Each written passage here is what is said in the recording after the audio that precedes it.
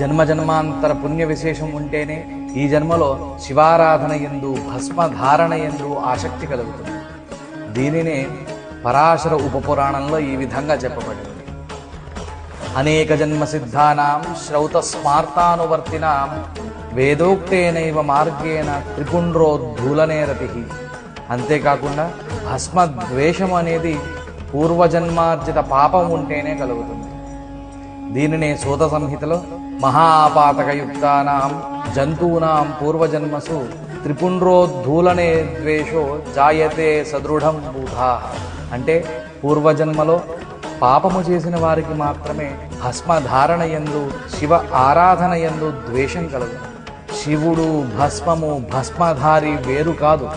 శివుని యందు భస్మము యందు భస్మధారుల యందు ద్వేషము దూషణ ఎప్పుడూ చేయరాదు. ఇవి మహాపాతకములుగా చెప్పబడ్డాయి.